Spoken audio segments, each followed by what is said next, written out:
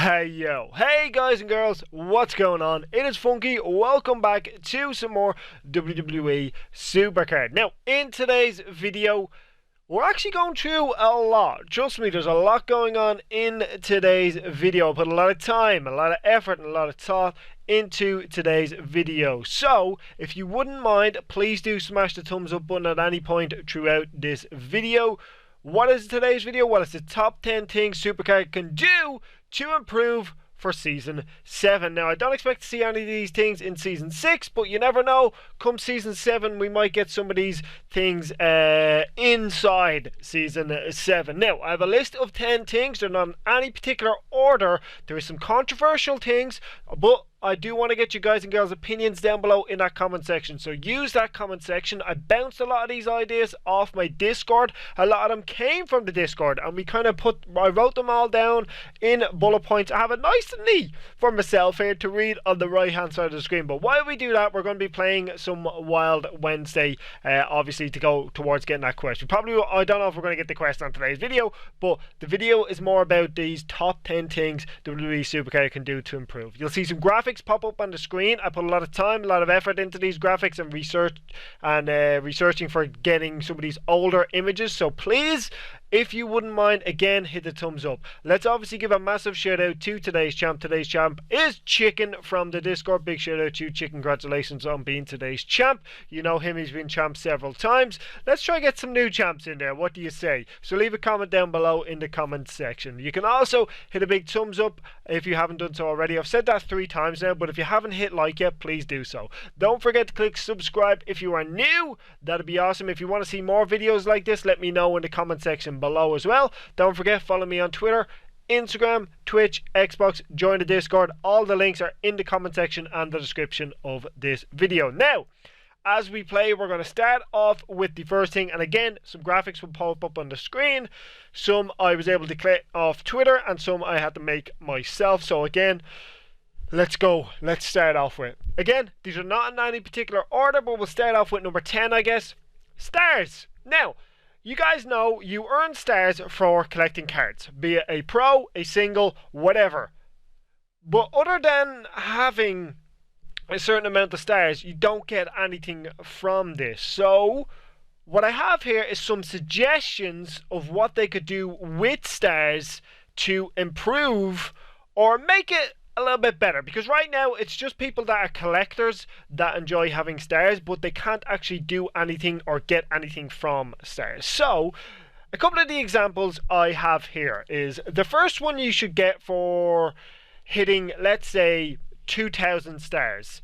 I'm just pulling these numbers off the top of my head. Obviously we can adjust these to the ratio what amount of stars people actually have, but let's say for 2,000 stars you get a unique card back. You cannot get this card back until you hit 2,000 stars. You can't buy it in the store, you can't buy it in the LP store, you can't get it from a ticket pack, you can't get it any other way than collecting a set amount of stars. So think like ladder rewards, except you don't get a ladder reward. You don't get a pull from your tier, because we already have ladder rewards, and that is a separate issue we're getting into later on. But let's get back to this. So the first one would be to have unique card backs that you can earn from collecting stars. Now, this isn't to say that you spend your stars. This is for hitting a target. So you hit a target of, let's say, 2,000 stars, and you can get yourself a unique card back. I think that one would be very good. Now, there's also some other options. The second one is to get unique images from collecting stars. Now, those of you who played Season 1 will remember some of these cards that are going to pop up on your screen right now. There was ladder rewards were simply Paige and John Cena. You didn't get random female or random male. It was Paige or it was John Cena, and they came with unique images that were not in the game otherwise, and they were very, very cool. A lot of Paige images are highly sought after, a lot of John Cena images as well. So yeah, this was a very cool thing, but we also have this suggestion. How about this one? When you get to, let's say, as I have on this graphic here, 5,000 stars, you get a portrait pack of a set superstar. This one happens to be who I made up of Rhea Ripley. But I do want to say a big shout out for making this card. It was Messiah Omen, the card you can see. But it's more the image that we're talking about. But big shout out to Messiah Omen for helping me with this in terms of that card. And he also sent me a couple of other things I may need to make this video. So big shout out to him once again. But yeah, this is just an idea for what they can do with stars. I'm rambling on now because this video is probably going to be very long, but let me know what you think about these so far. What do you think they could do with stars? Should they do anything with stars? Should they make them mean something? Or are you happy enough to just collect them? But these are just some ideas for it. Again, you're not spending any stars. All you're getting is a unique image, a unique card back. It's nothing that's going to benefit anyone except for having an image or a card back, you know. Other than that, we're going to move on to I was about to say number 2, but we've done number 10, so it's number 9. We're moving on to number 9, and this is a big one for a lot of people. Team Battleground. And this is going to be number 9 and number 8. We're going to move swiftly into number 8 after number 9. So Team Battleground. What they should do with Team Battleground is improve Team Battleground balance. A lot of you will know this. I don't even have to put an image on the screen because a lot of you are so aware of this. When you start a Team Battleground, you can have someone up the top of the team be 120 points. Their deck is worth 120 points, their deck value. Down the bottom, you could have someone with 98, let's say, for example. This happens way too often, and the person down the bottom will struggle to beat the bottom 3 on the opposite team because theirs is maybe slightly more balanced. Now, this is only an issue if you keep struggling to beat. Obviously, you will get lucky from time to time, and the right card could be called, and you can beat the bottom 3. But to have to back out of the game, back out of the game, back out of the game, back out of the game over and over and over and over and over and over and over again. Sometimes this can take a very, very long time just because your team's deck is not balanced. Team Battleground decks need to be more balanced. It needs to be a less of a gap between like 120 down to 90 something. It needs to be maybe a 10-point gap we're talking about more so. That's the first suggestion we have for Team Battleground. The second one, this might be a controversial one as well, is to set something in place for both teams who hit 15k. Now, this is again coming feedback from the Discord and myself, but a lot of people feel that if both teams hit 15k, they shouldn't lose. Team Battleground is the only mode where if you draw, you lose. Should we reward it with victory? You could argue no. But should you reward it with a loss? Definitely not. So, if both teams hit 15k, they should get a guaranteed platinum pack. That's my opinion. I want to hear your guys' thoughts on it down below in the comments section. We've a lot to get through in today's video, and it's going to be a long video. So maybe if you don't want to see all the graphics, I did work hard on some of them, so please do. But if you don't want to see all of them, you can tab out, you can listen to this, come back in, give me your thoughts on each bullet point. But yeah, do you think if both teams hit 15k, should they both get platinum rewards? Let me know in the comment section. So let's move on to point number 8. And I did say we're moving from 9 straight into 8, and you can tell where I'm going with this one. I guess it's pretty obvious. Battle points. Now, battle points. Make battle points relevant again. They're not relevant. In the store for lower tiers, you have the likes of primal cards, which for someone in a lower tier might be fine, but for someone, for anyone above primal tier, these cards are useless. They're not going to put Royal Rumble cards in there, and I understand that, but do something else with them. I have a couple of things they could do with them. Grab bags are not enough. What you could add in is unique card backs. So like the Velveteen Dream card back, bring in more of them more often. You don't have to charge 100k for them, but as I have the screenshot of the Velveteen Dream card back, you don't have to have that be 100k. You can have it be 50k, 40k. It doesn't have to be a 100k to rinse you completely of your battle points. But at the same time, it could be, because there's literally nothing else to do with them. Grab bags are terrible. But let's move on. You could have attitudes in there, because attitudes, spending credits on attitudes is a complete waste unless you're someone who can afford to do that. If you can afford to do that and you decide to do that, that's your prerogative, that's your money, that's you. But for people who don't want to spend credits, this is a good way to get a nice cool attitude. Now, they used to have attitudes in the Battle Point store, but they got rid of them. So hopefully you can bring something like this back. Now, I do have a couple of other things. We have a quest going on, the Adam Cole quest. Why not make booms purchasable with battle points? Make it so the pricing of a pack of boom cards, pack of 4, for 10k battle points. I think that is fair. Do you think that is fair? That would enable you to get 40 booms for 100,000 battle points. That's not that many booms. You're not getting a fortified Adam Cole. I don't think you're even getting a pro Adam Cole for that. I might be wrong, but it's something to help free-to-play players obtain quest cards like this. And you could do the same with all these other special promo cards that you have. It's just an idea. You don't have to do all of these things, but one of them needs to be done, because at the moment battle points are useless. Now we'll move on to the next point, Money in the Bank. Now I realize some of these are going to be controversial. This might be one of the most controversial. Money in the Bank, I've had some good suggestions from the Discord. I do not play Money in the Bank, so this is not coming from me. It's coming from a lot of my viewers. So I want to stress that these are people that religiously play Money in the Bank. I got their opinions on this. I'm not going to give names away because they might get slated in the comment section. But again, let me know your thoughts on what you think about this. So Money in the Bank, they should lower the prices of Money in the Bank cards. Now, wait, calm down. Calm down. Calm down. There's more to this. And offer fortified versions to reflect it. So you could have, let's say there's Shelton Benjamin. There's a Shelton Benjamin Money in the Bank card in the Money in the Bank store. You can get a pro for 30,000 credits, or you can get a fortified level 3 for 75k credits. How about that? Or not credits, sorry, contracts.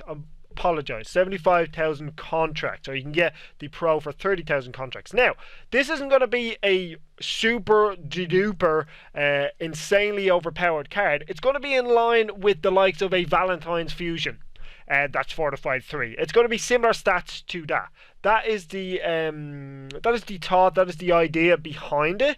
Let me know what you think about it. That's all I really have for Money in the Bank, but I do think something needs to be done with Money in the Bank to make cards, special images, special cards, more obtainable by lowering the price, but also make them special in terms that they're not constantly midway down your deck for people who play Money in the Bank.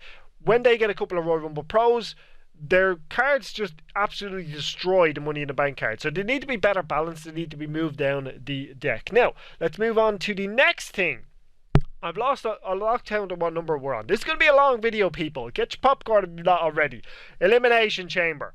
Now, I can hear all of you just saying, delete, delete, delete. We're not going to delete Elimination Chamber. What we are going to do is it needs a complete overhaul, okay? You could delete it, you could get rid of it, but we have some other suggestions what you could do with it. Make it less easy to go in with 2 OP cards and support and absolutely clean house. That might be a controversial thing to some people because they like doing that, and I do as well. I'm not going to be a hypocrite. I enjoy doing that. It's an easy victory, but it'll make it more of a challenge. Maybe I'll make it a worse game mode. These aren't all perfect suggestions. I want to get you guys' thoughts on these. You could also possibly, this is a big one, lower the waiting times for someone to pick a card. It takes too long if you're playing a human and they've just put their phone down and they decided, I'm not picking a card. This guy, this girl can wait. I'm not picking a card. I don't care about them. I'm doing my own thing. So yeah, you could possibly lower those times, or after a certain amount of time, just like, obviously they already do it, they remove people, but it needs to be quicker, because I've been in Elimination Chamber games and I've been sitting there and I've been sitting there and the person keeps taking the full length of time every time to pick a card. We got a Royal Rumble pull. It is a Beth Phoenix. There you go, people. Don't say I never do anything for you. We just pulled a Beth Phoenix. How about that one? A Royal Rumble pull. I was not expecting that. Live on video, we just pulled a Royal Rumble card. That's insane. I can't believe we just did that.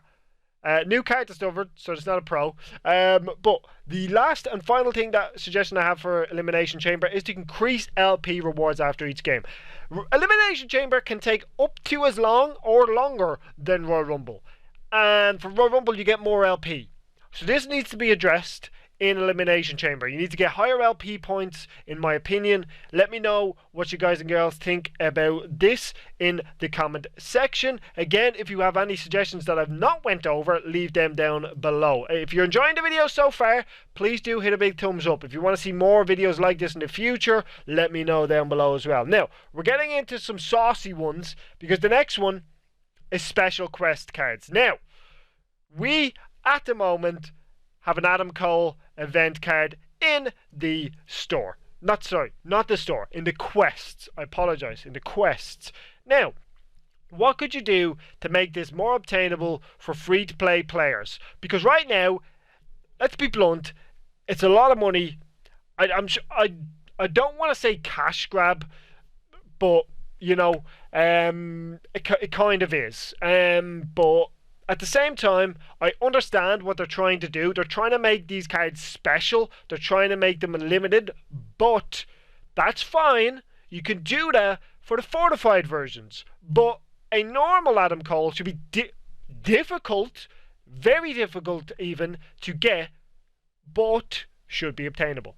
These booms, it seems to be that you can only pull one a day off the board. Otherwise, you have to spend credits, you have to spend tickets, you have to spend LP, whatever it is. And the fact that they're not in the Battle Point store, etc., and all these other suggestions I already gave, what they could do with these is have 2 weekly quests based on what events and PvP are running for that event card example. So, Adam Cole is your event card. What they could do is win 100 Road to Glory games, win 100 PvP games, draft 1,000 cards, or draft 100 resets. So similar to the way Wild Wednesday is, you're basically bumping this way up. And doing all of these would unlock you 1 Adam Cole card. Maybe 2 Adam Cole cards. But you could also then say that, so you'd have to grind hard for 2 weeks. 2 weeks now, people, to get a pro for free. And then, for the big cats out there, the big fish, those who want to get the Fortified 3 version, you could bring out a 2 pays to win. You could bring out even the way they have the booms now, because it's still got to work out at about 20k-ish to get the booms the way they have now. So you could do that because you're satisfying the people who want to have a Fortified 3 and they're willing to spend the money, like the big sharks out there. But you're also satisfying those free-to-play players, or the players that don't want to spend as much credits, and they're able to, yes, grind. I'm not saying this should be easy. This should be difficult. It's a special card. That's why the numbers are so high. Win 1,000 games. Draft 1,000 cards. Win 100 games and 2 different modes, etc. It should be very difficult, but obtainable for free-to-play players. So, again, Cat Daddy will make money still, but free-to-play players are able to obtain this card. So that's going to be a sore spot for a lot of people, but I do want your thoughts and comments down below in the comment section. We're going to move on swiftly to the next one. This video's already taken way longer than I wanted it to, but we have 4 things left. Card limit. Now, this is a very simple one. The card limit should be upped to 450. Enhancement limit should be gone. There should be no enhancement limit.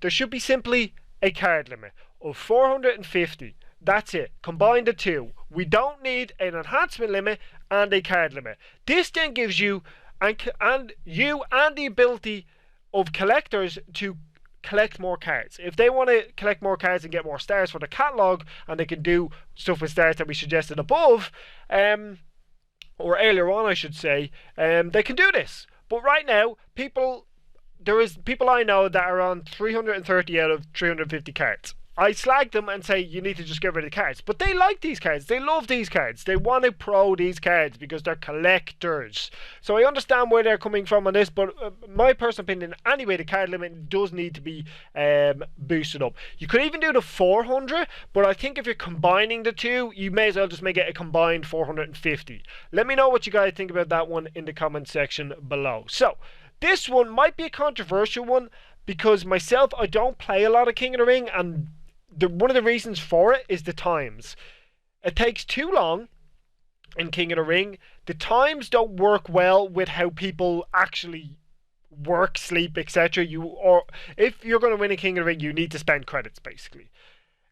Those who played in Season 1 are aware of the old style of King of the Ring. Even Season 2, I think it was the same in Season 2. Could have been even Season 3, it might have been the same as well. They might have slightly tweaked it. But back in those early seasons, King of the Ring was over 2 days, and you played a host of people. You basically played everyone 3 times, I think it was, and then you went into the quarterfinals depending on how many total victories against losses you had. So, depending on how many victories or losses you have, you ranked 1 to 8, and you would go into your quarterfinals. First would play 8th, second would play 7th, third would play 6th, and fourth would play 5th. It was very, very good, very even, gave those who finished first an advantage by making them play those who finished, not last, sorry, 8th. And it was a much better system for King of the Ring, in my opinion. Now, a lot of people out there will say it's too long for King of the Ring. But right now, in my opinion, the way the King of the Ring is, I don't like it. This could be a personal thing. A lot of people out there who play King of Rings more regularly than me could tell me, Tom, shut up, you're being stupid. It's fine the way it is. But they also used to do in King of the Rings, they used to give out a pro for winning. I don't know if you knew that, if you played in the early days. Now, I'm not saying they should do this, but maybe if you finish first in the King of the Ring, because it's taken 2 days, you get 2 cards of the top tier. Not a pro, 2 cards. And if you finish second, you get 1. Let me know what you guys think about that one in the comment section below. I'd be interested to know what you guys think about that. The next one is a very, very simple one, and I think a lot of people will agree with this. Those who have played a lot of games in SuperCard know about this. Ladder rewards. Now, there's people out there, I will give a shout out to Edward because I know he's done this. He's played a lot of games on SuperCard. I have not played anywhere near as much as him, so credit to Edward. But there's not enough ladder rewards. When you get to 100k, it jumps up to 150k for your next ladder reward. That's 50,000 games. That's ridiculous.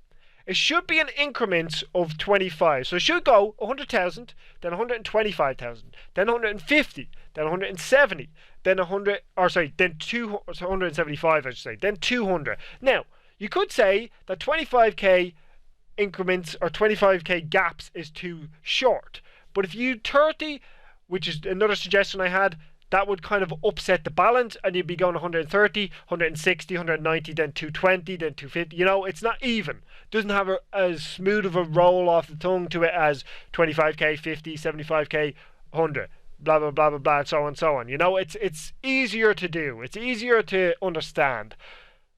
Let me know what you guys think about the ladder rewards issue in the comment section below. Now, this one, I wanted to get some images for it, but I couldn't find any images, so apologise to anyone. But if you played Season 1, you know where I'm coming from with this one. Now, this one is definitely 100%, 1,000,000% going to be the most controversial thing in the comment section. So, are you ready? Season 7. Reset. Now, calm down. Calm down. We have yes side to this, no side to this, and we have a compromise. So this was a very, very, very, very tough discussion, let's say, in the Discord. A lot of people had no opinions, a lot of people had yes opinions. So, the no side we will go to first. What they think would be a bad thing for this is losing special cards. So when you get an LMS card, for example, you have what rank you finish on an LMS on it. So let's say you finish Funkytown 49th on your LMS card. You will have that LMS card in your card catalogue, but it doesn't say where you finished on it. And you also don't actually then have the physical cards to go back and look at. So someone who's a collector or someone who likes collecting these cards, I can understand where they're coming from. Now, there is obviously the obvious issue that a lot of people will quit because of how much money they've spent on the game in between seasons. A lot of people would think, okay, why am I spending all this money on this game if it's going to get reset every year? It's not worth it. It's stupid. I quit. So I can understand that from the no side. That seems to be the two major things. Too much money spent to warrant resetting it, and loss of special cards, LMS for example, right? Now we go to the yes side. What do the yes think about it? Numbers are too high. Card stats are approaching 2 million. The numbers are too high, far too high. A reset might revitalize the game, might breathe new life into the game.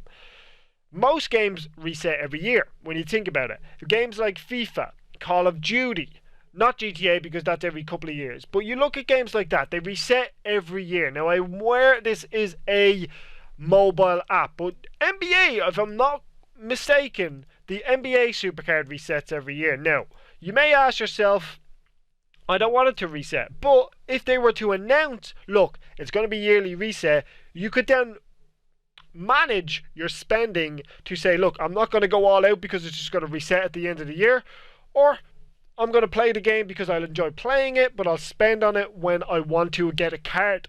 For example, there's an Edge event card. I'm going to go after that Edge event card. If I have to spend, I have to spend, but I know that I will get to keep this card in a fancy new catalogue. My idea was to flick through it like a sticker book so you can actually see your cards. But I think the best thing to do is, I don't think they're going to reset the game. So what we came to was a compromise. For next season, I believe, and a lot of people believe, the best compromise to do is slash the overall points or the stats on cards. There needs to be a massive tear down on stats. They're getting way too high. They're only going to keep going up. It's going to need to happen eventually, so it needs to happen now. You need to slash down the stats on this card. I said approaching 2 million, or over 2 million. My bad, they're approaching 3 million. Card stats need to be slashed all the way down. All the way down. You could even go back to the days of having like cards with 1,000 stats. A lot of people might think that's too low, but you're also going to be getting rid of a few tiers. Don't forget, at the start of every new season, they kind of get rid of a group of new or old tiers, to make room for the new tier. So they could be doing that as well, but at the same time, you definitely need to squash down these stats, make them smaller, make them shorter, but they can't be what they are now. They're way, way, way too high. So that is the top 10 things SuperCard can do to improve for Season 7. Now, I am aware that it got very dark as I was recording this video. It went that long. But I went through quite a lot there. So feel free to pause the video, go back, watch some of it. We'll put up bullet points in the description somewhere as well, so you guys can read everything if you want to just do it that way. But let me know if you enjoyed this video. If you want to see more videos like this, please do hit a big thumbs up on it. We even got you a Royal Rumble poll. I didn't get a quest, but I got you a Royal Rumble poll live on video. So that's going to be it for today's video. Again, please, I beg you, share this video around, retweet it, tag your favorite YouTubers on Twitter, whatever you need to do. I put a lot of time, a lot of effort into this video, so please do hit a big thumbs up if you're not already. Follow me on Twitter and Instagram. Catch you all in the next one. Have a great day, everybody. It's bye from me. After I get these picks, I'll treat you, because you never know. We might get a Royal Rumble pull again. You never know. Let's go. It says here, it doesn't even look like we're going to get a reset. Never mind, I trolled you. Unlucky. That is the end of today's video. Approaching half an hour, people. That's how long. Hopefully, you were able to listen to me for that long. But that's it, people. Have a great day. Get your comments down below and your opinions down below. See you all next time. Goodbye.